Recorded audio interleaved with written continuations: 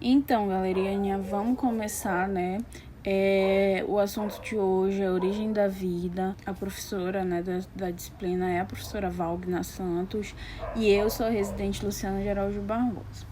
Então, bora lá, né, começar. E para que a gente possa entender um pouco sobre a origem da vida, a gente precisa ter a noção de que a vida na biosfera terrestre, ela nem sempre foi do jeito que a gente está vendo hoje. A gente sabe que sofreu várias modificações ao longo de muito tempo, até que a gente chegasse nesse atual cenário. Através de um rastreamento histórico sobre a evolução, né, dos seres, a gente consegue afirmar que todos os seres possuem um parentesco evolutivo e que esse parentesco evolutivo pode ser ou não mais próximo ou menos próximo um do outro, ok? Mas qual é o parentesco evolutivo entre nós, seres humanos, e as bactérias?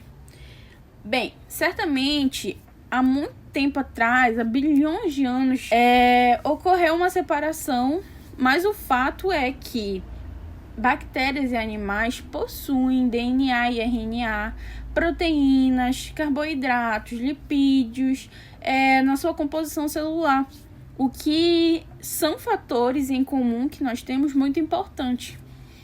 Então, a gente pode supor que essas características estavam presentes no nosso ancestral comum, que são as vidas primitivas, certo? Para que a gente possa compreender um pouco mais sobre essa questão de ancestralidade, parentesco, né?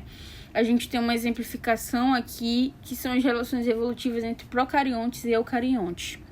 Nesse quadro, a gente consegue visualizar que houve um ancestral comum entre esses dois grupos. Só que, em determinado momento, né, da vida desse ancestral comum, ele sofreu uma diferenciação e houve uma separação de grupos. Aí a gente tem os procariontes, certo? E aí os procariontes manteram as suas características ou evoluíram até certo ponto só e ali criaram seus grupos. E o outro grupo, né, assim como os procariontes, também evoluíram, né, foram evoluindo, se tornando mais complexos. E assim a gente tem as nossas células eucariontes, que hoje em dia são as células principalmente, né, de animais e que são as mais complexas e mais completas. Mas como foi que surgiu os primeiros seres vivos, né? Essa realmente é a nossa dúvida, né? E sobre quais circunstâncias esses seres vivos surgiram. Antes de surgir a vida, o que se formou foi o universo e os planetas, né? E dentre os planetas, a gente tem o nosso planeta, que é o planeta Terra. E na formação do planeta Terra, determinados elementos químicos passaram a constituir a matéria orgânica presente nos seres vivos.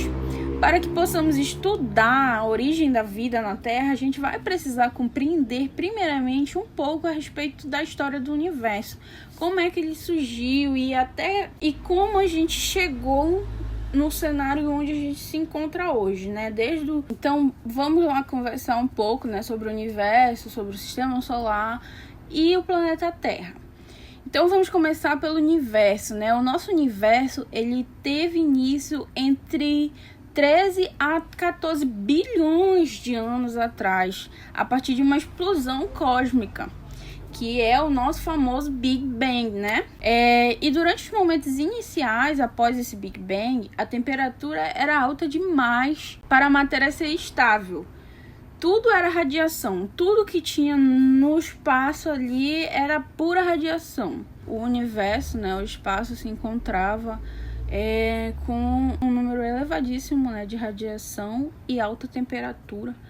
E essa temperatura, com o decorrer do tempo, né, durante muito tempo, ela foi caindo gradativamente. Então, a matéria começou a ter domínio sobre aquele espaço. E a radiação foi diminuindo até alguns pontos. Então, os astrônomos hoje em dia entendem que a partir desse evento, o universo se expandiu e dividiu-se para formar o que a gente conhece hoje como as galáxias e as estrelas. Mas é importante que a gente entenda que nada surgiu conjuntamente. Cada um teve o seu período de formação e surgimento. Por exemplo, as estrelas e as galáxias só vão aparecer depois de 300 milhões de anos. E depois disso, depois de 8,7 bilhões de anos só, que a gente vai ter o sistema solar. Aí a gente tem que compreender que cada coisa surgiu em determinado momento e que levou um tempo expressivo para que elas pudessem surgir, porque foi necessário que tivesse um ambiente propício para o surgimento dela. Então, primeiro a gente precisa entender que, assim como todas as galáxias, a Via Láctea é formada por numerosas estrelas e por outros corpos celestes, certo? São conhecidas mais de 200 bilhões de estrelas na Via Láctea, sendo uma delas o Sol, que se formou há mais de 5 bilhões de anos. E ao redor do nosso Sol, né, giram 8 planetas, sendo um deles, né, a Terra. O conjunto formado pelo Sol, planetas, satélites, asteroides e outros corpos celestes que orbitam essa estrela constituem o que a gente conhece hoje como Sistema Solar. Estima-se que os 8 planetas do Sistema Solar, inclusive a Terra, formaram-se há aproximadamente 4,6 bilhões de anos. Além dos planetas, outros corpos celestes orbitam o Sol, como asteroides, satélites naturais, que é o caso da Lua, né?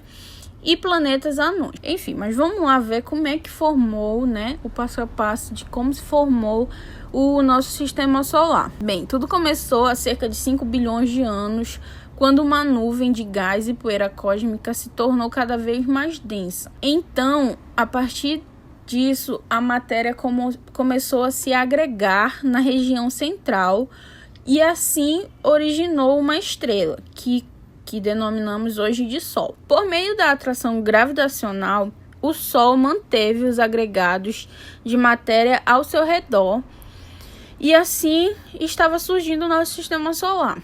E atualmente o sistema solar é formado pelo Sol e 8 planetas em órbita ao seu redor e outros astros satélites.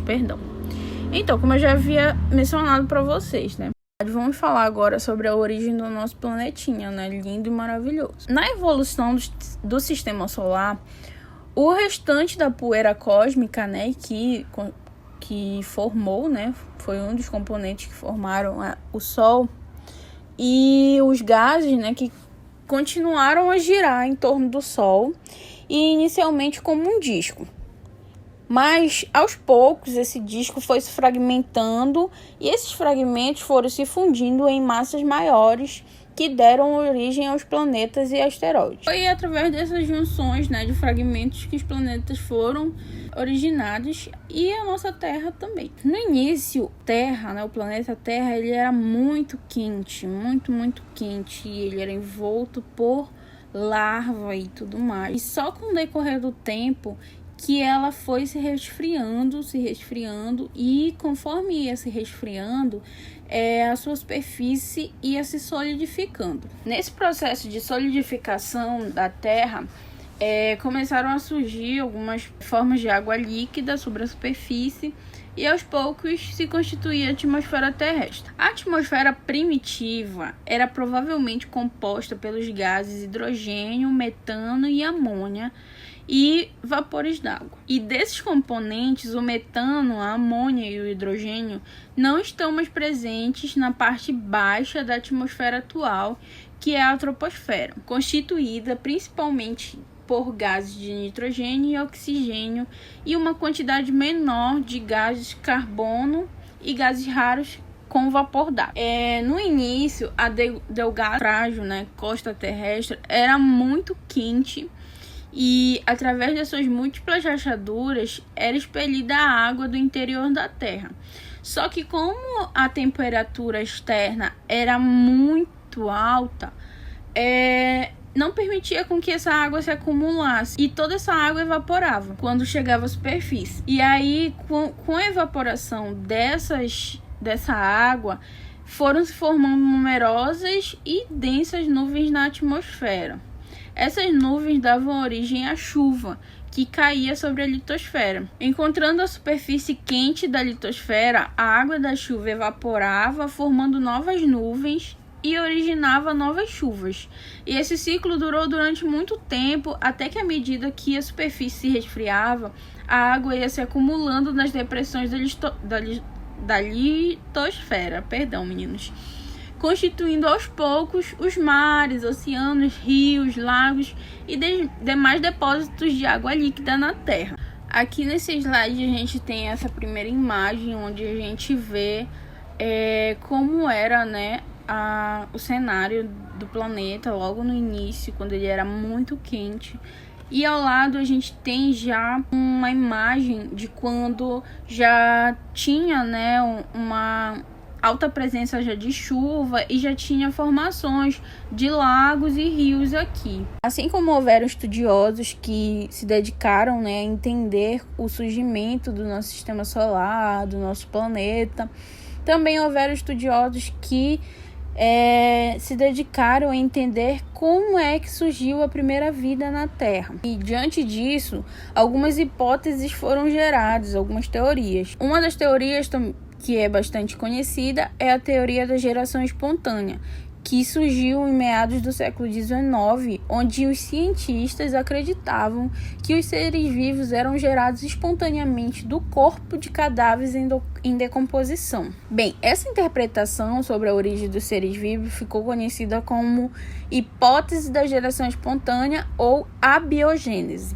A do prefixo de negação, bio, vida, e gênesis, origem, ou seja, origem da vida a partir da matéria bruta. Em 1660, um cientista italiano chamado Francesco Reti apresentou uns resultados que iam de contra a tudo que a comunidade científica vinha dizendo, que a vida surgia do nada, de maneira espontânea, de matéria em decomposição. Então Francesco resolveu fazer um experimento, que é o experimento que nós estamos vendo aí nessa imagem. O experimento que Francesco fez foi o tal. Ele pegou 2 frascos do mesmo tamanho e pegou uma peça de carne e dividiu no meio. Colocou metade em um frasco e metade no outro. Um dos frascos ele tampou com gases e o outro ele deixou aberto. Com o decorrer do tempo, ele notou que no frasco que ficou aberto surgiram as moscas. Porém, no frasco que ficou fechado não surgiu nenhuma mosca. Logo, ele chegou à conclusão de que as moscas não se originam da carne em decomposição, e sim que alguma mosca pode ter sentado naquela carne e depositado seus ovos. Então, as larvas que surgem no processo de decomposição nada mais é do que larvas de moscas que depositaram seus ovos naquela carne. O experimento de Redi, embora muito simples, deixa claro que as moscas não podem ser produzidas pela carne em decomposição, e o resultado observado indica que seres vivos não se formam de matéria orgânica em decomposição. Bem, como eu havia dito, né, o cientista italiano Francesco Redi mostrou que a teoria da abiogênese estava completamente errada. E apesar da importância dos experimentos desse cientista e de outros, somente cerca de 200 anos após o trabalho de Redi, lá por volta de 1860, que a teoria da geração espontânea deixou de ser aceita.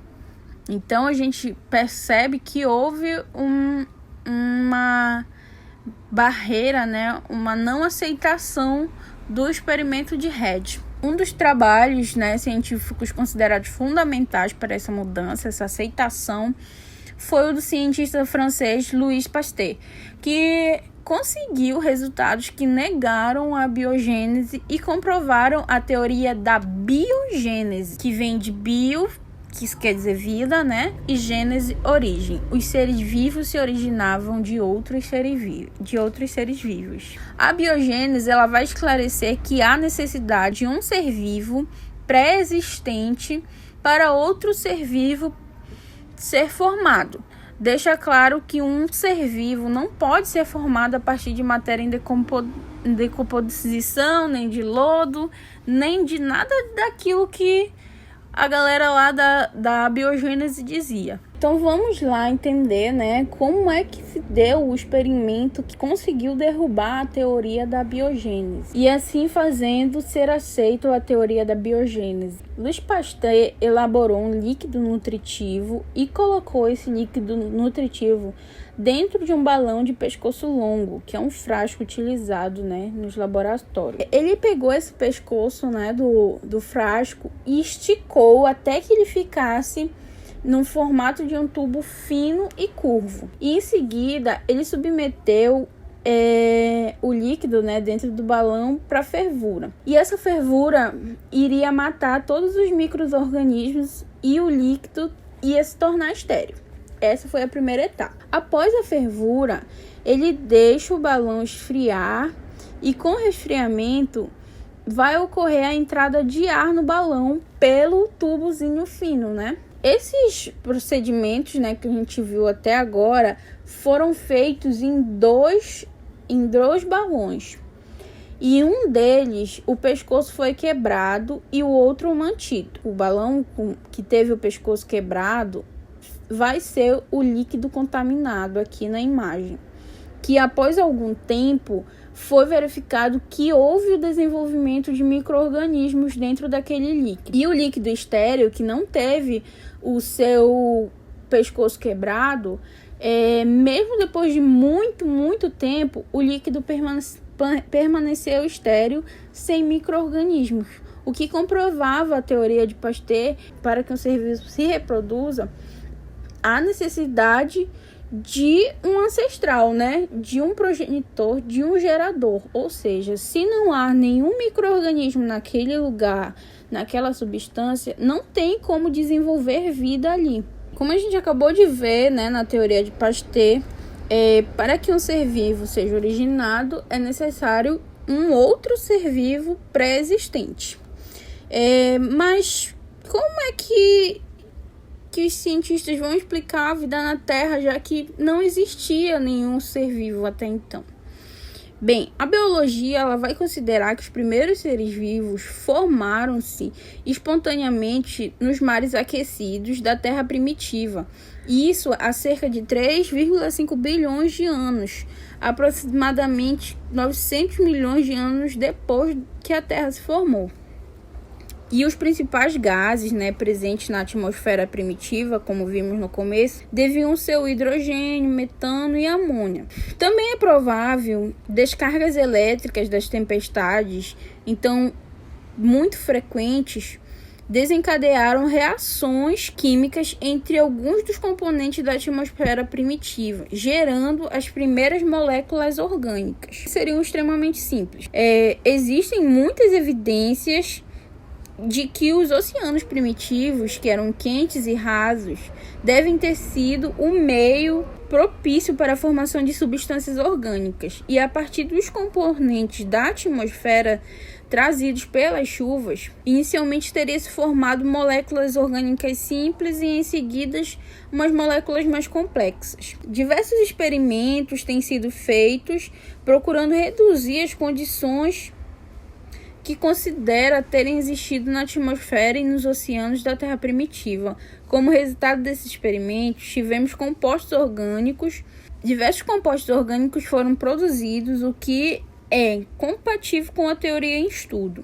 Essa ideia foi desenvolvida em torno de 1930 pelo russo Alexander Ivanovich Oparin e pelo inglês John Bolton Suter Haldane. Ficou conhecida pela hipótese da evolução gradual do sistema químico. E de acordo com essa hipótese, com o aumento da quantidade de moléculas orgânicas, formou-se nos mares primitivos uma verdadeira sopa nutritiva, que seria rica principalmente em aminoácidos e proteínas. Se a gente for pensar um pouco, algumas substâncias sólidas, como açúcar e sal, dissolvem-se em líquidos como a água, distribuindo-se igualmente por todo o líquido, certo? Dizemos que formam uma solução. O mesmo não acontece quando colocamos moléculas de proteínas na água.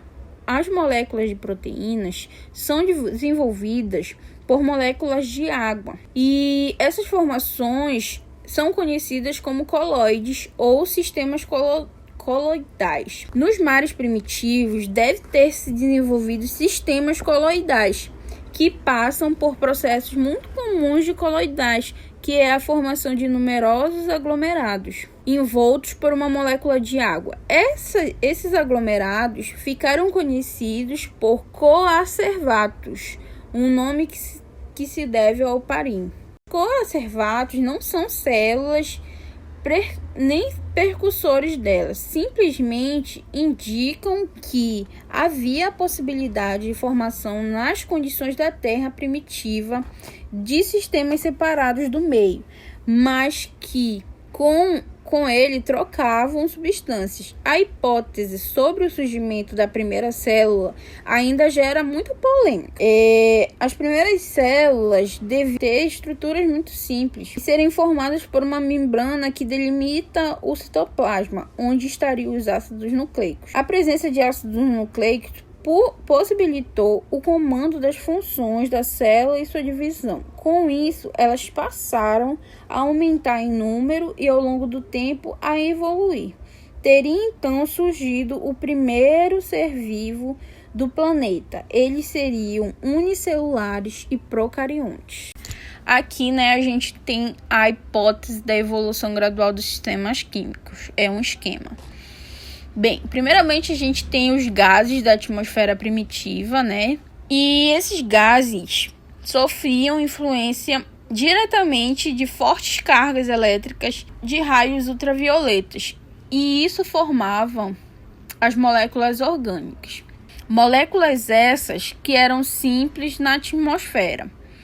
A chuva arrastava essas moléculas para a superfície da Terra, até chegar nos mares quentes. E com o calor dos mares, a formação de moléculas orgânicas completas era efetuada, certo? E com a alteração da acidez do meio, a formação de aglomerados proteicos isolados do meio ocorria, que é a formação dos nossos coacervatos. Inúmeras reações químicas ocorriam, sendo algumas altamente vantajosas, pois originam sistemas químicos capazes de reprodução e assim a gente ter os primeiros seres vivos. Então chegamos à hipótese heterotrófica sobre a origem da vida. Na Terra primitiva não havia oxigênio livre, assim os primeiros organismos não deviam realizar respiração aeróbica, processo que depende do oxigênio livre, e não deviam possuir clorofila e realizar a fotossíntese, pois nesse processo a liberação de gases, oxigênio para o ambiente. Então, esses seres vivos que estavam ali presentes deviam conseguir energia através da matéria orgânica, e depois que essa matéria era incorporada à célula, era metabolizada via o processo de fermentação. Logo, deduz-se que estes organismos eram heterotróficos por conseguir realizar a fermentação. Com o passar do tempo, houve um grande aumento no número de seres anaeróbicos fermentadores, que passaram a consumir grande quantidade de matéria orgânica presente no meio. Paralelamente, as mudanças climáticas na Terra primitiva começaram a dificultar a síntese dessa matéria orgânica, como vinha ocorrendo a partir do metano, da amônia e de outros gases, sem participação dos seres vivos. Assim, a liberação do gás carbônico pelo processo anaeróbico aumentou a quantidade disponível desse gás. E em determinado momento deve ter surgido alguns organismos com pigmentos como clorofila, que eram capazes de absorver a energia luminosa. Então, eles passaram a usar essa energia. Esses seres, teriam conseguido aproveitar a água e o gás carbônico do meio para a síntese do próprio alimento. Então, eles deixaram de depender da matéria orgânica do meio, que estava, disponível em menor quantidade. Assim, teriam se formado os primeiros seres autotróficos. E a síntese de matéria orgânica passava a ser realizada por seres vivos, o que acontece até os dias de hoje. Como esses seres autotróficos eram fotossintetizantes por utilizar a luz, eles passaram a liberar oxigênio, gás esse que ainda não existia na atmosfera terrestre de forma livre. Até os dias de hoje, a manutenção dos teores de oxigênio no ambiente depende da atividade dos seres fotossintetizantes. Eles, então, portanto, são fundamentais para a manutenção da vida em nosso planeta, pois são os principais responsáveis pela síntese da matéria orgânica e pela produção do gás oxigênio que é liberado para o meio.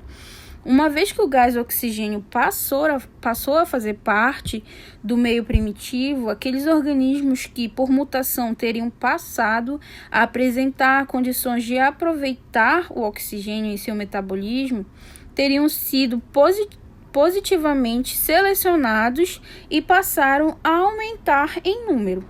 Surgiu, assim, o processo de respiração aeróbica. Esse processo é realizado tanto por seres fotossintetizantes quanto pela maioria dos heterotróficos.